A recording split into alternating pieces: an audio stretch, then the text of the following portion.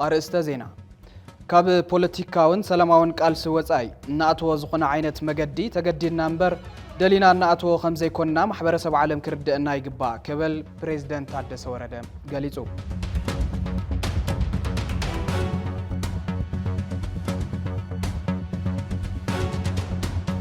يونيفرسيتي مقاله كاب سروع ممهار مستمهار بتوساخون محبرسب زتكوره استفلالوي مصنعتن سرحتي مرمرن يسالط كم زلو تحبيرو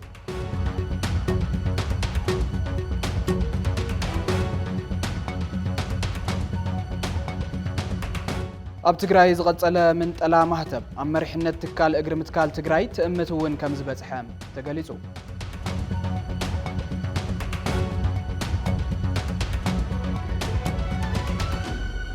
كتكتاتل ومزت أنا حكم كأندق عند زيناتات الساعات نيرم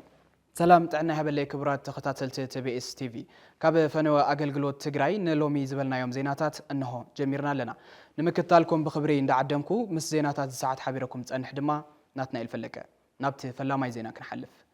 تخكلنيا سماعتات تذكرلو مجدي نكسوو مخنيات زخونو علاماتات كعوتو بمقبار مخانو تقليصو من تزلاقي وحسنا عدن حالوات هزبن تسوو سماعتات مذكر لعلج ارحون مولع شمعان زخونه حلافنتن وفرن كم زتقلب يقلص الله تبي اس تي في زخري سماعتات املكيتو قدم يلو زسنادو حصير مدب زينا تخاتاتيلنا نملس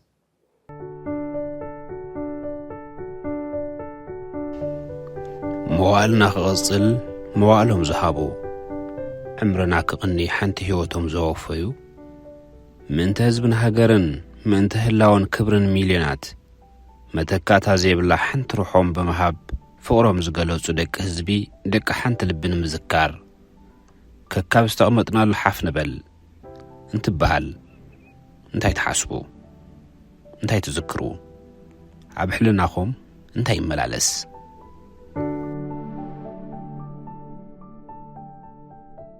من تهزبنا دمنا وحجيهون عصمتنا يبتن زبلو أو قالوا مستخبروا قالوا مزخبروا ده تذكروا تقراي بدحرينا يتعمى زبلو كم زتعمى زتأمامنو نهلوا تأمينا مستسووا هيوت بعلم بقالوا بزقتهم زتكوا ده تذكروا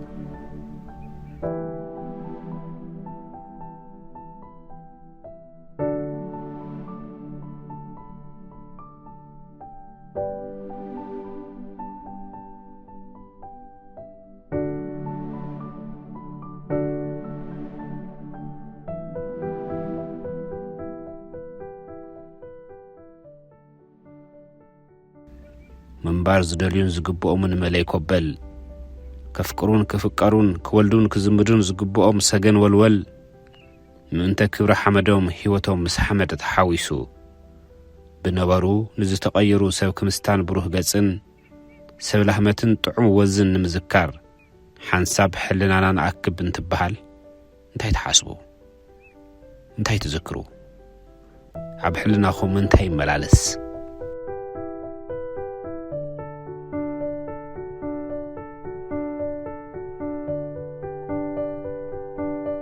تقدم إلى زحلفت نستيك أيح عمبابا تقرأي تقدم إلى زخد نؤس نيولدوتات ولبا رحوق حسيبو أبك أرواز حدره إلف جغنا دا تذكرو مسوعة أبوكم كي مسوعة أديكم كي مسوعة حوحفتكم مسوعة عاركمة عبيتكم ممهرتكم كي دم رحاس ولدوكم كي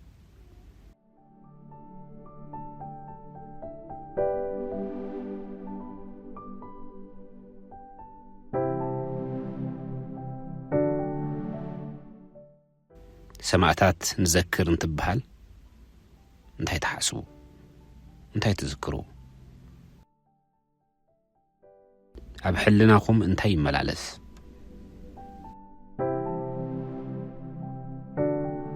بصوت بزبل قال تشفينو استبلع حدر بصوت دا تذكرو تقراي بزبل قال تقوليو استحنشش خبر تقراي دو تذكرو مننت بزبل قال تلعتيدو استشت مننت تقراي دو تذكرو تقراي حزي مقدالا مسنكالان مقمسالان دا تذكرو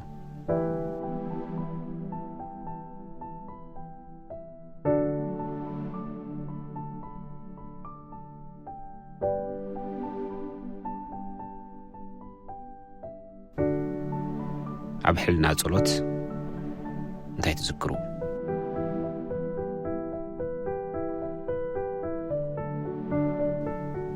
ክብርን ሞገስን ሰማዕታትና እንትበሃል እንታይ ተሓስቡ?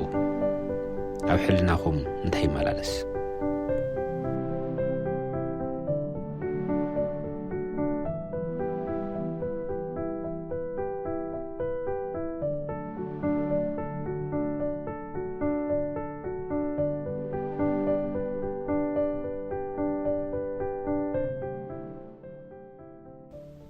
ክብርን ሞገስን ሰማዕታትና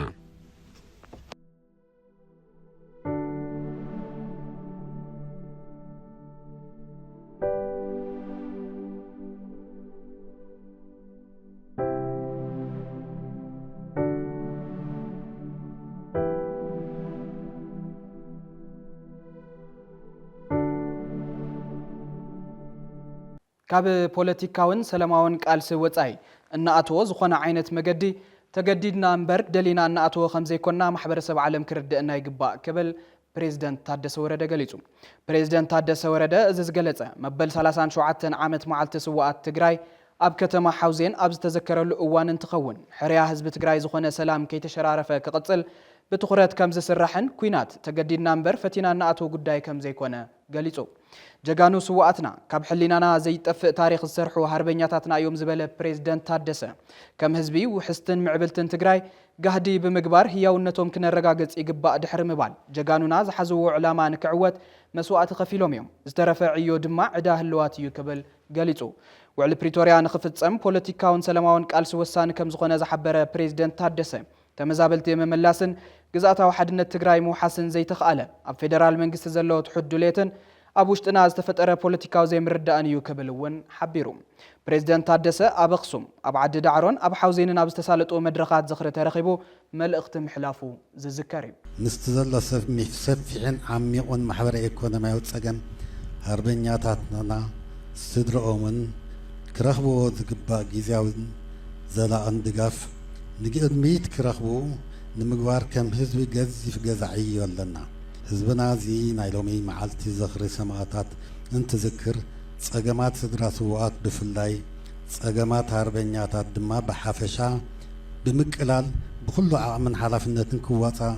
ብዝኽእለሉ መገዲ ክኸውን ይግባእ። ዘለናዮ ኩነታት ህዝብና ካብ ናይ ደገ ፀጥታን ድሕነትን ስግኣት ወፂኡ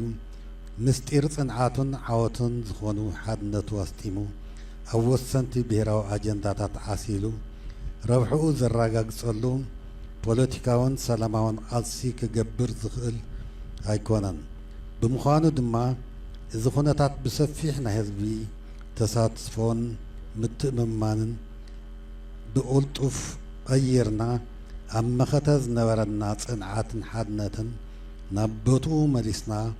ተደመፅትን ጸለውትን ዓቕምታት ኮይንና ክንወፅእ ክንሰርሕ ይግባእ። ዩኒቨርሲቲ መቐለ ካብ ስሩዕ ምምሃር ምስትምሃር ብተወሳኺ እውን ማሕበረሰብ ዘተኮረ ዝተፈላለዩ መጽናዕትን ስራሕቲ ምርምርን የሳልጥ ከም ዘሎ ተሓቢሩ። ፕሬዝደንት ዩኒቨርሲቲ መቐለ ፋና ሓጎስ ኣብ ስነ ስርዓት ምረቓ ተምሃሮ ዩኒቨርሲቲ መቐለ ተረኺባ ከም ዝበለቶ ዩኒቨርሲቲ መቐለ ብዝተፈላለዩ መርሃ ግብሪ ዘምሃሮም 2385 ተምሃሮ ከም ዝተመረቑ ሓቢራ። ካብ ኩናት ብተወሳኺ እውን ብሕፅረት በጀትን ካልኦት ፀገማትን እቲ ዩኒቨርሲቲ ኣብ ፀገም ከም ዝርከብን ኣብ ቀጻሊ ውፅኢታዊ ስራሕቲ ንምዕዋት ብዕቱብ ይስራሓሉ ከም ዘሎ ሓቢራ። አካዳሚክ ምክትል ፕሬዝደንት ዩኒቨርሲቲ መቐለ ዶክተር ዓብደልቃድር ከድር በወገኖ እቲ ዩኒቨርሲቲ ዘለዎ ሕፅረት በጀት ንምፍታሕ መንግስቲ ምስ ዓለም ለኸ ትካላት ብምትሕብባር ዝተፈላለዩ ስራሕቲ ንምስላጥ ዓሊሙ እናሰርሐ ከም ዘሎ ሓቢሩ። ሎሚ ዕለት ኣብ ከተማ መቐለ ዝተኻየደ ምረቓ ተምሃሮ 663 ደቂ ኣንስትዮ ዝርከብኦም ብቀዳማይ ዲግሪ 1859 ካልኣይ ዲግሪ 509 ሳልሳይ ዲግሪ መርሃ ግብሪ ትምህርቲ ድማ 17 ተምሃሮ ከም ዘመረቐ ንምፍላጥ ተኻኢሉ ኣሎ። እዚ ከምዚ እንተሎ ዩኒቨርሲቲ ራያ ብዝተፈላለዩ ዓውድታት ትምህርቲ ከምህሮም ዝጸንሐ ልዕሊ 100 ተምሃሮ ብቀዳማይን ካልኣይን ዲግሪ ከምህሮም ዝጸንሐ ንራብዓይ ግዜ ከም ዘመረቆም ዝተፈለጠ ኮይኑ ካብዚ ብተወሳኺ እውን ዩኒቨርሲቲ ዓዲግራት 1307 ተምሃሮ ብቀዳማይ ዲግሪ ንመበል 11 ግዜ ኣመሪቑሎ። ምረቓ ኣብ ትግራይ ዝርከባ ዩኒቨርሲታት መንግስቲ ፌደራል ነታ ኣብ ኩናትን ጸልማትን ዝነበረት ሕዚ እውን ስጋኣታ ዘይቀነሰ ትግራይ ዓብይ ተስፋ ምዃኑ ተገሊጹ።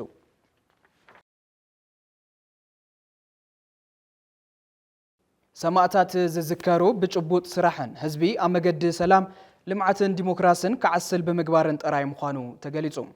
ምርግጋጽ ብቴክኖሎጂ ዝተደገፈ ሕውየትን ዳግመ ህንጸትን ትግራይ ቁልፊ መዘከሪ ሰማዕታት ምዃኑ ዝተገለጸ ኤግል ኣውቶሞቲቭ ምስ ፋና ዕቋርን ልቃሕን ብሓባር ብምዃን ኣብ ዘዳለዎ ናይ ሓባር መድረኽ እዩ። ኣብዚ መድረኽ ዝተረኸበ ምክትል ሓላፊ ቢሮ መጓዓዝያን ትራንስፖርትን ኣሰፋ ቡላ ኣብ ትግራይ ዘሎ መሰረታዊ ጸገም ትራንስፖርት ንክቕረፍ ዝዘመነ ቴክኖሎጂ ምትእትታው በዘቢልካ ድማ ጻማ ሰማዕታት ምኽሓስ ከም ዝግባእ ገሊጹ። ኣብ ቀረባ እዋን ዝተጀመረ ሓድሽ ቴክኖሎጂ ኤሌክትሮኒክ ቲኬቲንግ ካብን ናብን ዘሎ መጓዓዝያ ንክመሓይሽ ዝዓለመ ከም ዝኾነን ኤሌክትሪካል ሞተር ምጥቃም ድማ ኣብ ትግራይ ድሕንነት ትራፊክ ዝተመሓየሸ ንክኸውን ዕዙዝ ግደ ከም ዘለዎ እቲ ምክትል ሓላፊ ቢሮ ሓቢሩ። ሕፅረት ነዳዲ ምህላው ስዒቡ ዝመጽእ ዘሎ ምንግልታዓት ንክቕረፍ ኣብ መንጎ ዕቋርን ልቃሓትን መምጻእቲ መካይናትን ዘሎ ርክብ ተጠናኺሩ ብምቕጻል ኢኮኖሚ ትግራይ ንምዕንባብ እውን ምቹው ባይታ ከም ዝፈጥር ኣሰፋ ቡላ ሓቢሩ። እቲ መድረኽ ኣብ ዕለት ሰማዕታት ምዃኑ ፍሉይ ትርጉም ከም ዘለዎ እውን ኣብቲ መድረኽ ተሓቢሩ። ሰማዕታትና እንትንዝክር ብሃምዚ ዓይነት ናይ ቴክኖሎጂ ምስግጋር ዝተዓጀበ ተኾይኑ ላና ሃም ተጋሩ ጸገማትና ንፈትሐሉ ሓደ መንገዲ እዩ። ጸገማትና ብፈትሐናሉ ግዜ እንደገና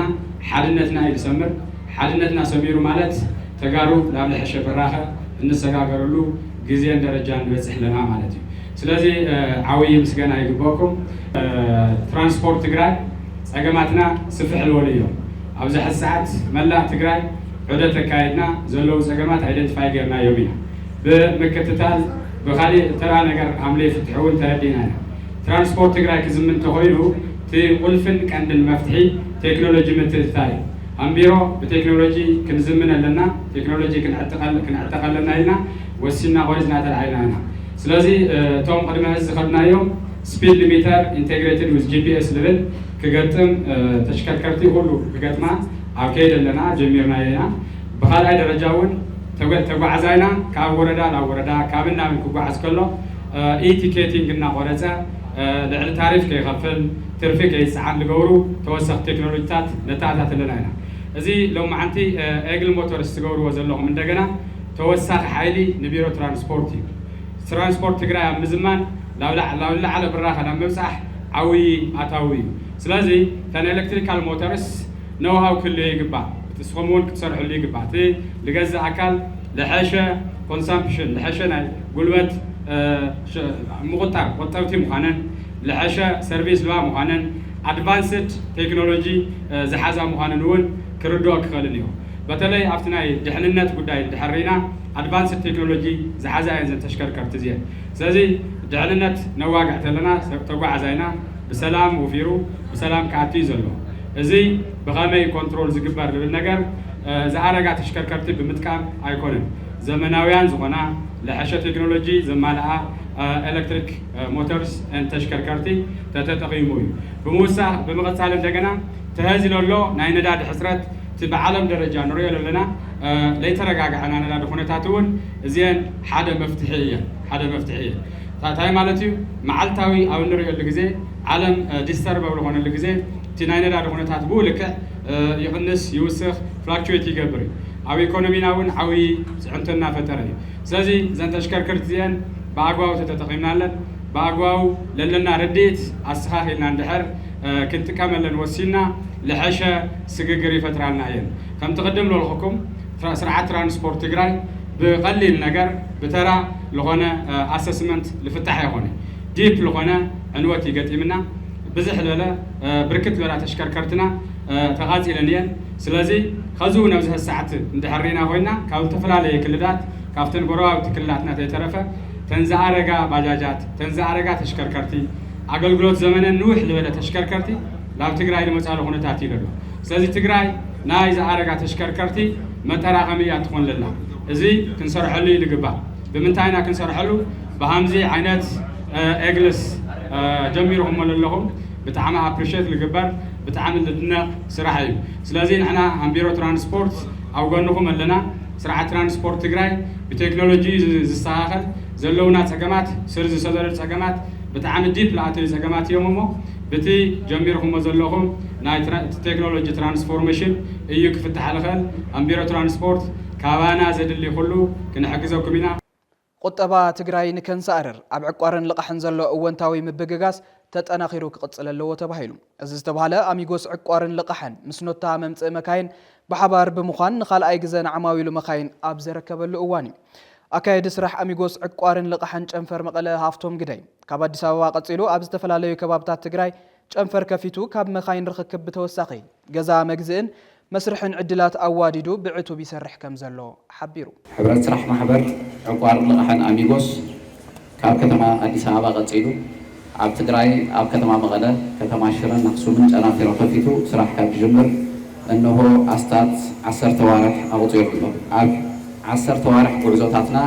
ኣብ ከተማ መቐለ ልዕሊ 600 ኣባላት ዘፍረየ ኮይኑ ንዝተፈላለየ ዘርፍታት ውዕል ንንግዲ መጀመሪ መካይን መግዝኢ ገዛ መስርሕን ገዛ መግዝእን ዳመሰሳሉ ውዕል ልዕሊ 200 ሚልዮን ልቓሕ ንኣባላቱ ዝሃበ ኮይኑ ኣብ ጉዕዞ 12 ዓመታት ኣሚጎስ ዕቋር ልቕሐን ልዕሊ 3 ቢልዮን ካፒታል ሃፍቲ ልዕሊ 9,000 ኣባላት ወኒኑ ኣብ ልዑል ዓቢ ናይ ፋይናንስ ትካል ኣብ ኢትዮጵያ ንምህናፅ ኣብ ልዑል ርብርብ ይርከብ በዚ መሰረት ሎም መዓልቲ ን26 ኣባላቱ ዝኾኑ ናይ ኤሌክትሪክ መኪና ተሽከርከርቲ ካልኣይ ዙር ከረክብ ብምብቅዑ ነቶም ሰብ ተረከብቲ መካይንን ኣሚጎስን ኖታ መምጽእ መኪናን እንኳዕ ደስ በለና ኣሚጎስ ብሩህ መጻኢ ሓንጊጡ ብርቱዕ ዓቢ ናይ ፋይናንስ ትካል ንምህናፅ ኣብ ርብርብ ይርከብ በዚ መሰረት ኣባላት ትኾንኩም ምዚ ጥንኩርን ብርቱዕን ፋይናንሳዊ ትካል ንምህናፅ ተጊሁ ድንቀሳቐስ ደሎ ሕብረት ስራሕ ማሕበር ኣባላት ብምዃንኩም እንኳዕ ደስ በለኩም ክብል ይፈቱ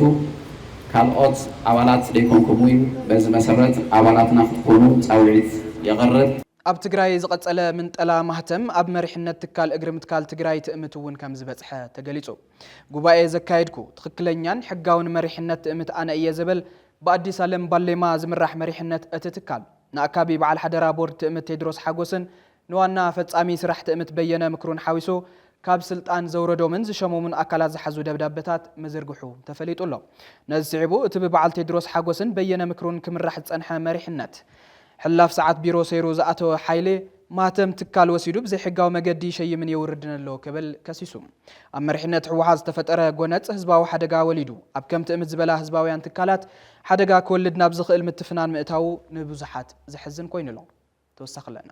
ዓዲ ከም ዓዲ ክትሉ ዝገብር መጠሻን ቀጻሊ ምዕባለን ትካላት እዩ ብዘይ ትካል ዓዲ የለን ብዘይ ዓዲ ድማ ህዝቢ የለን ትግራይ ትካላት ክህልዋ ይግባእ ኢሎም ዝኣምኑ ደቂ ህዝቢ ትእምት ሃኒጾም ገሊኦም ተሰዊኦም ገሊኦም ኣብ ቁኑዕ መገዲ ሰጊሞም ኣብዚ ኸይዲ እዚ ዓቕሚ ትእምት ብፍጹም ህዝባዊ ዲስፕሊን ብምሉእ ዓቕምን ረብሓ ዝውዕሉ ምባል ድፍረት እኳ እንተኾነ ኣብ ዋንነትን ሕጋውነትን ዘሎ ሕቶ ዝለዓለሉ ኣጀንዳ ገዲፍካ ትእምት ዝተሰኮመ ረዚን ሰኸም ትግራይ ግን ኣቕሊልካ ምርኣይ ዝከኣል ኣይኮነን ጽቡቕ መሪሕነት ረኺበን ህዝባዊ ዋንነት ተረጋጊጹ ሓራና ቢዝነስ ትካላት ምዃን ተዝኽእላ እዚ ሕዚ ዘሎ ምንጠላ ማሕተም ሓዊሱ ከቢድ ፈተና ዘይበጽሐን ይነብር ይኾን ንህዝበን እውን ብዝሐሸ መንገዲ መሓገዛ ነይረን በቲ በልበዚ ኣብ መሪሕነት ሕወሓት ዝተፈጠረ ክፍተት ናብ ስድራ ሓዊሱ ናብ ዘይኣተወ ዓይነት ትካል ስለዘየለ ትእምት እውን ናይ ዝግዳይ ካብ ምዃን ዓደይ ዋዕለትን ቤት ምኽሪ ትእምት ብልክዕ እቲ ጉባኤ ተሓሚሱ ዓብዪ ኣጀንዳ ኮይኑ ድሕሪ ምጽናሕ ኣብቲ ጉባኤ ዝተመረጹ ሓደሽቲ መሪሕነታት ሸይሙ ሕጋዊ ኣነ እየ ቅቡልነት ዘለኒ እውን ባዕለ እየን ትብል ተራእየሎ ብመሰረት ውሳኔ ዝሓድሽ ቤት ምኽሪ ንቴድሮስ ሓጎስ ብኣዲስ ዓለም ባሌማ ቀይሩ ንበየነ መክሩ በአብርሃም ተኸስተ ለዊጡ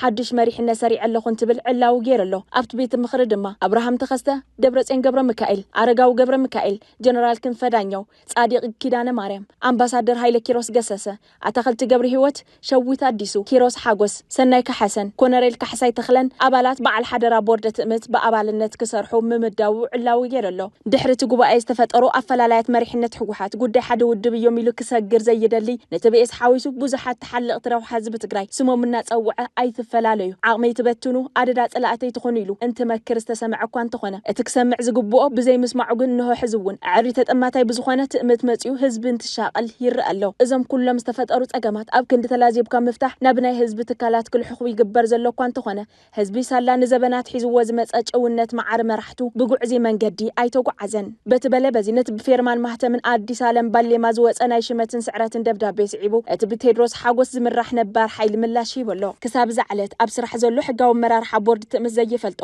ዘይፀውዖን ሕግን ደንብን ትእምት ዘይኽበረን ጉባኤ ቤት ምክሪ ትእምት ኣካይደን ተመሪፀን እየ ዝብል ዘይሕጋዊ ኣካል ስርሐይ ብዕሊ ምጅማሬ ይፍለጥለይ ክብል ትማል 13/2017 ዓመተ ምህረት ዘይሕጋዊ ደብዳቤ ናብ መራኸብቲ ብዙሃን ምብታኑ ርኢና ኢና ብምባል ዝጅምር እዚ መግለጺ ነዚ ስዒቡ እውን ካብ ስሩዕ ስራሕ ሰዓት ወጻኢ ድሕሪ ሰዓት 1 ናይ ምሸት ንሰራሕተኛ ቤት መዝገብ ማእኸል ኢንቨስትመንት ትእምት ብጽዕንቶ ብምጽዋዕ ሕጋዊ ማህተም ክትገብር ብምግባር ዘይሕጋዊ ሽመት ሰባት ክህብን ከውርድን ጀሚሮ ኣሎ ኢሉ ይኹን እምበር ከምቲ ክሳብ ትማሊ ብተደጋጋሚ እናገለጽናዮ ዝመጻናን ሎሚ እውን ንገልጾ እዚ ኣመራርሓ ቦርድ ትእምት እየ ኢሉ ባዕሉ ዝሰየማ ኣካል ጽሒፍዎ ዘሎ ደብዳቤን ዘካይዶ ዘሎ ሽመትን ሙራድን ሰባት ሕዝውን ዘይሕጋውን ምዃኖም ንመላእ ማሕበረሰብ ትእምት ንመዳርግቲ ኣካላትን ንመላእ ህዝብና እንደጊምና ክንገልጽ ንፈቱ ኢሉ ጉዳይ ትእምት ተኳሳሐ ብምዃኑ ብጥንቃቐን ብሕግን ክትሓዝን ብምኽንያት ውሽጣዊ ምስሓብን ካብ ዋንነት ህዝቢ ትግራይ ወፂኡ ኣብ ኢድ ካልእ ከይወድቕን ብልዑል ሓላፍነትን ምርዳእን ስግግር መሪሕነት ክግበረለን ንምግባር ምስ ግዝያዊ መንግስቲ ትግራይ ክንዘራረብ ኣብ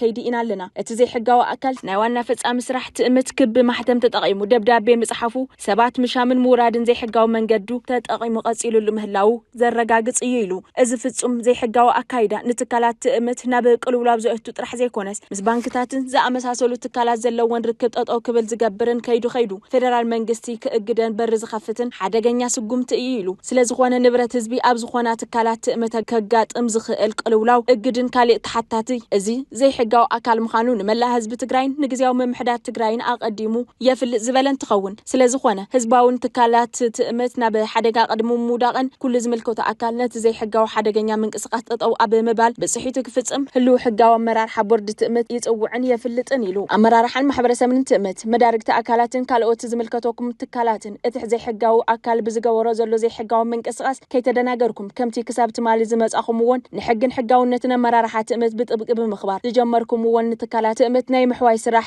ኣጠናኺርኩም ክትቅጽልሉ ህልው ሕጋዊ ኣመራርሓ ቦርድ ትእምት የዘኻኽር ኢሉ እቲ ብዘይሕጋዊ ኣካል ዝፍጸም ዘሎ ተግባር ናብ ሕጊ ዝውሰድ ኮይኑ ክሳብ ሕጋዊ ዘላቕነት መፍትሒ ዝቕመጥ ግን ብግዝያዊ መንግስቲ ትግራይን ቢሮ ፍትሕን ትካላት ትእምት ናብ ሓደጋ ዘውድቕን ንስራሕትን ዝህውኽን ዝግበር ዘሎ ዘይሕጋዊ ምንቅስቓስ ምእንተ ድሕንነትን ቀጻልነትን ትካላት ትእምት ብህፁፅ ጠጠው ክብል ኣመራርሓ ቦርድ ትእምት በዘጋጣሚ እዚ ይጽውዕ ኢሉ ናብ ሓደ ውልቀ ዛንታ ክነሰጋግረኩም ዓለም ገብረ ስላሴ ትበሃል ብሰንኪ ጽንታ ትግራይ ካብ ሰቲት ሑመራ ተመዛቢላ ኣብ ከተማ መቐለ እትነብር ኣደ ቁልዑ እያ ናብራ ተመዛባላይ ህዝቢ ንሓምሻይ ክረምቲ ኣብ ቴንዳ ኣብ ኣዝዩ ከቢድ ኩነታት ኣሎ ዓለም ድማ ህያው ምስክር እዚ ጸገም እያ ዓለም እቲ ዘለትሉ ኩነታት እንትትገለጽ ካብ ጥይት ኢና ድሒና ሕዚ እውን ቁጽርና ይውሕድ እዩ ዘሎ ኣብ ሰላሕታዊ ጽንተት ኢና ዘለና ትብል ብተወሳኺ ዓለም ህይወት ተመዛባላይ ክቕጽል እንተኾይኑ እታ እንኮ መማረጺት ብውሕስ መገዲ ናብ መረበቱ ክምለስ እንተኽኢሉ እዩ ክትብል ትሕብር ኣብ ዝቕንያት ዝተኻየደ ሰላማዊ ሰልፊ ይኣክል መንግስቲ ይኹን ነቲ መንግስቲ መስሪታ ዝብል ውድብ ይቕረታ ከም ዘይሓተተሉ ይፍለጥ ዛንታ ዓለም እንሆ ሓጹር ዓደባዩ መሬት ዓደባዩ መሬትና ምለሱና መረበትና ምለሱና ሓሪስና ክንበልዕ ንዕናውን ክምስታ ሰዓቕ ፍሽኽታ ንደሊና ሽመይ ዓለም ገብረ ስላሴ የሚባሃል አንተ መዛወል ዝመጽሖ ካብ ሰይት ሑመራ እዩ ጓሰይት ሑመራ እዩ ግን احنا كاصلاي كطيتنا هديمنا نمبر كاصقم ايتلاقنان احنا سابكن لنا نمبر حكمنا يلن كندان فاسوس زلو 4 عامت 5 عامت حيزني تفناينا خنمص عدقول عتي مرح زرب عليه نرك حكمنا يله فتح يله كندان فاسوس زلو احنا بزق ابصقم اب شجرنا زلنا هيوت تمازبت بطعم اسقعي زلو حما بطينا زلنا بقى حقس مريرنا بقى وسينا كيدنا ولا على بقراتنا انت تتنا لمصنيا حجكنا تصقم نركب كندان فاسوس زلو مناورنا حما مناورناتنا خلو زي نور مناورنا نبر زلنا حامي اللي عنجت يلن طيميت مكره خرطت بحسم عبق كويرا زولت خينا نينا فتح منقص يله فتح حجز يله بخو إلى تمزنا ولعنا أخلص نقول لكم مشيت هندق مش نقول ناس كثر هندق مشيت هنبلع سلزي قصرنا النسنا خذنا ورنا يهم تحت وردنا عدات موت اللوا يحمل اللوا قلعي موتنا اللوا بحصيرو قلت نصنتلنا بقى نصمصنات እኮ ዕድሜ ይወስነን ተረዲ كده ተማዛወልት መስዋዕት ያጋጥመና በጦርነት እዚ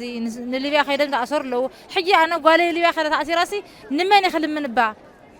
ኣነ ወለዲ ይብለይን ኣቦ عاد وعول كوينيو لمن يخلمن أذا كنا ذا شيء قاعد تخفل معر الليبيا خير مسح مصح وات دكرا لونا إذا جن بسنك ماني بسنك سلام زي مهلاوي جزاهم محدار تقرأي سيد أصقبنا فتحوا فليتوا فتحوا نعم ربتنا من سنة لو تزي من سنة خان حدا مفتاح خلنا له يعني بنتشوف دمتنا وتنا دمتنا دمتنا يسمع أب مودعتا TBS TV سرع فنوا كابز جمر له جزء جميرو كساب حزب بورحو فلوي تخرتنا فليك عند وانين زينان مدباتن خون دا جبر ممسو زذكري أبزور حزور حسنا دماق عند تخرت كلنا أتي أب حلفت أنت تجراي مسوات خفيلو تجراي أنت أراو سلام كتركب زجبر ججنا تجادلاي مذكر يخون تجراي استمال السلام زلاقة قطبة وعبيتن زت أمام ديمقراطية كهلوا نكبرا زودقو كتذكر نهلوا دك آدم ما تسفاز اللوا بهير كتكوني جبا نبل بز مسرت أب زينان مدباتن تكالنا تذكراي ججنا ناي مخت حيلنا بفولي أب مرأين ركب إذا فولي ناي تخرج زعبازي نلومي بس بتحسوا العلينا مسراتكم زين كتوها وهلهم زين ترى مغيرهم ترى وين نايكونا سعدكم تمايلكم بتزلهم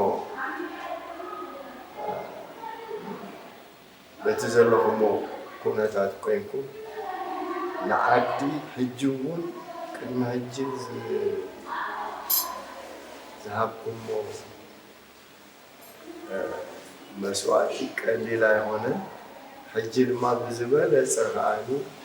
productive كوينكم موياتات تمايلكم بقدميت بتسرعوا دماني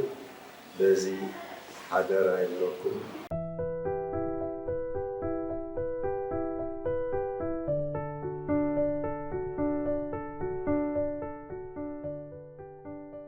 كبراتن كبرانن نلومي زبلنا يوم زيناتات أبزي قنبيتنا لنا حزون مزة ترفو مدلوات TBS تلفزيون سنة يتصانحت كون لكم نمنا سلام